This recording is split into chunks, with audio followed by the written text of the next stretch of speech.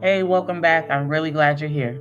This is Becoming Kimeh, the channel where I document the rebuild in real time. No filter, no finished product, just the process. I'm Kimeh, and this is the rebuild.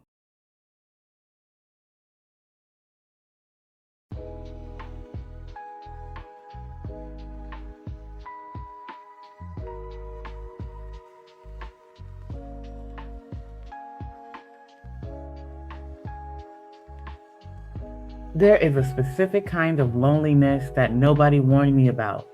It is not the loneliness of being alone. It is the loneliness of being in a room full of people who are supposed to be your people and still feeling like you do not fully belong. I grew up Liberian-American, born in Liberia, raised in America, and for most of my life, I was not fully accepted by either side. Too American for home, too African for here. Today, I want to talk about what that actually does to a person, because I think a lot of you know exactly what I am talking about, and nobody is saying it out loud. There is a term for people like me, the 1.5 generation, not first generation. We did not immigrate as adults with fully formed identities. Not second generation. We were not born here and raised fully American. We are somewhere in between. We arrived as children, young enough to absorb American culture, but old enough to carry something from home. My parents are from two different countries. My father is Sierra Leonean, my mother is Liberian. I was born in Liberia and came to the United States as a child. That means I grew up navigating between worlds every single day. At home, there were expectations, foods, languages, ways of doing things that were distinctly West African. At school, at work, in every public space, there were a completely different set of rules.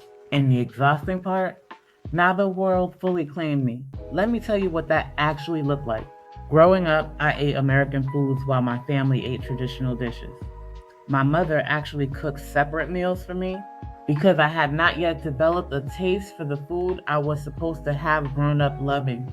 That changed in high school when cousins who had recently migrated encouraged me, or maybe pressured me is the more honest word, to be more Liberian, to eat the food, to learn the language, to stop acting so American. And I tried. I genuinely tried. But here is what nobody tells you about identity. You cannot perform your way into belonging. Either you feel it or you do not. And I spent years trying to perform both.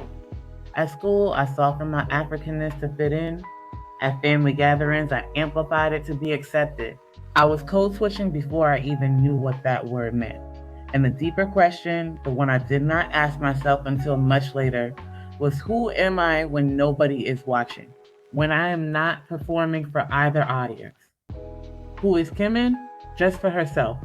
Here's what carrying two identities without a home base actually costs you. It costs you confidence. When you have spent years being told that you are not quite right, you start to believe it.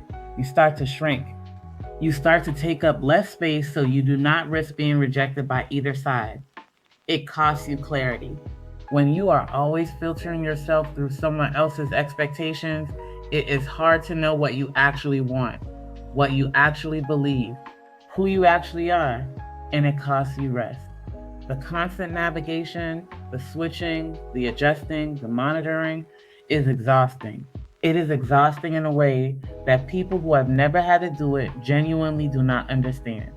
I am not saying this to complain. I am saying it because I think it explains a lot about the choices I made, the places I overachieved to prove myself, the ways I kept myself small to avoid conflict, the years I spent being called by a name that was not quite mine. Something shifted for me, and I do not have one clean moment to point to. It was gradual. But at some point, I stopped seeing the in between as a problem to solve and started seeing it as something I was built for. The 1.5 generation does not belong fully to either world, but we can move through both. We understand things that monocultural people simply do not. We have access to perspectives, to empathy, to resilience that comes specifically from having had to figure out who we are without a roadmap. I have built businesses. I have navigated corporate America. I have held space for people in some of the hardest moments of their lives. And I am certain that part of what makes me good at all of that is exactly this: the fact that I learned early how to read a room, how to adapt without losing myself, how to find common ground across very different worlds.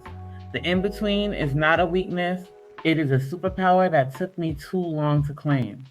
If you are 1.5 generation, if you grew up carrying two worlds and feeling fully accepted by neither, I want you to hear this. You are not confused. You are not broken. You are not too much of one thing and not enough of another. You are exactly what happens when someone has the strength to hold two worlds at once. And that is not something to apologize for. I spent a long time being called by a name that was not mine. I am working on that now. And part of this channel, part of becoming Kimeh, is finally letting myself take up the space I was always meant to occupy. I will see you next week. And if this hit something for you, tell me in the comments. I am Kimeh, and this is The Rebuild.